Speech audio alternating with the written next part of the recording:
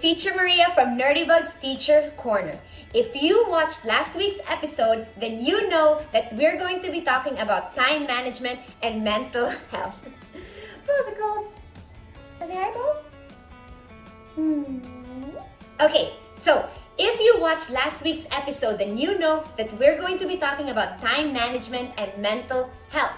How do we make better use of our time in order to achieve a happier, healthier state of mind? So at the end of this video, I'll link part 1 so that you can check out those tips too. Okay, so the first tip that I have for you today is to respect your time off. If you respect your work period, meaning if it's time for you to work and you try to avoid as many distractions as possible, then it means that when it's your time to rest, you need to avoid as much work as possible. But here's the thing, I don't really like to be on one extreme or the other, right? So for example, there will be times in your rest period where a certain task comes up and you really can't delay it. It's fine. Don't beat yourself up for it either, because the point of this whole thing is to achieve a happier state of mind. And if you're guilt tripping yourself, that's not doing any good for your mind either. There's a limit when sometimes self-care is what is stressing you out. Like, I think there are also times where the fact that you can't rest because you have to finish something is what's actually stressing you out instead of the thing that you need to do. And that does not make sense. Okay, the next one. There is noise outside. Come on, cars. Move it along. Move it along. Okay, for this next one, I want you to study your unique energy patterns and energy boosting habits. Okay, so you know how in general, most of our energy patterns are the same day after day? Now, I want you to think about what is your unique pattern. What specific times in the day do you have the most energy, and what specific times of the day do you have the least amount of energy? And when I say specific times, I mean specific, like not even just morning, afternoon, night. Like you can say, I have the most energy from 8 to 10 a.m. I have the least amount of energy from 1 to 2 p.m. Okay, so get really specific so that when you're planning out your day, you know exactly where to put those important tasks. So for example, for me, I have the most energy right when I wake up. So usually my most important task needs to be my first task. So study your patterns, learn your highs, learn your lows, and manage your tasks accordingly. Okay, and then the next thing I mentioned are energy boosting habits. So what do you need in order to boost your energy? And again, this is unique, okay? So for example, do you like to take a nap? Do you like to drink coffee? Do you like to talk to a friend? Do you like to take a walk? Do you like to just chill and do nothing for a minute? What habit boosts your energy? So for me, if you know me, you know that I like to take naps. I take a nap almost every single day because I feel like that's exactly what I need to boost my energy in the afternoon, which is my lowest point, right? So my pattern kind of goes like this. Mornings, I have really high energy. I try to get the most important tasks done. And then after lunch, my energy is super low. I need to take a nap. And then, okay, after that nap, I won't say my energy goes right back up, but it does go higher. Just enough energy for me to do 1 or 2 more tasks that are not that important. And then in the evening, that is when I recharge even more to have again energy the next day. So I want you to learn what is your unique flow and what specific habits help boost your energy throughout those low points in the day. Okay, so this next one I actually learned recently, and it's to be okay with disappointing people. It's somehow natural for us to be people pleasers, right? From a psychological perspective, we all want to be accepted in our society, in our peer group, with our family. That's something that's natural, but it's also true that it's something that can hinder you so much, and it's something that can add so much unnecessary stress. The thing that actually made me learn this school year is that there were just so many things to do. There were just so many new things to accomplish, so many things to learn. It was just a lot.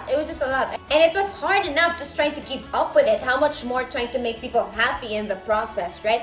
So for example, I remember that one thing was my modules. So I remember in the beginning of the school year, my modules were so good. There was so much effort. Like I would do voiceovers. They were really, really good modules. And I took a lot of time, a lot of effort in making them good for my students and for their parents.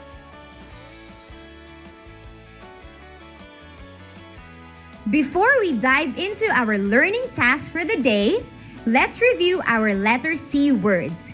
Click on the cat to discover them with me. Oh, it's a cat!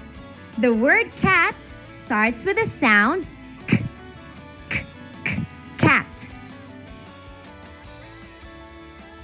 And don't get me wrong, I love those modules and I think those modules were worth a lot. But realistically speaking, this school year had way too many changes for me to do every single thing at the high level, which I would ideally want to do, right? And it reached the point where I decided to take off the voiceovers from my modules. And I knew that the parents of my students weren't gonna like it, in the sense that they did mention that they liked the fact that the modules had voiceovers. But I had to tell myself that I was still gonna be a good teacher, I was still going to do my best, it's just that that was beyond my best at this point. And after that, I sort of started disappointing people more. And I know it sounds kind of ironic, or like that I'm happy that I was disappointing people, but somehow I was, because it's not that I was happy with the fact that I disappointed them, but I was happy that I wasn't a slave to their approval. And I was happy knowing that I could stand up for myself, that I could stick up for myself, that I could say, no, I can't do this, and it's okay if they don't like it. It's okay if they're not happy with me right now. Because in my own discernment, I think that that is the thing that I need to do.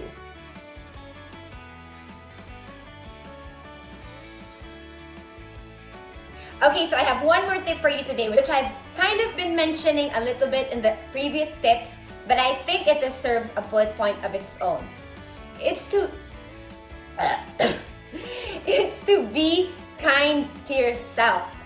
Now, I'm not even just saying this in the lovey-dovey self-care way, be kind to yourself, but I actually genuinely think that being kind to yourself is productive. And why do I say that? Have you ever had the experience of maybe you told yourself, I'm gonna wake up at 7 in the morning.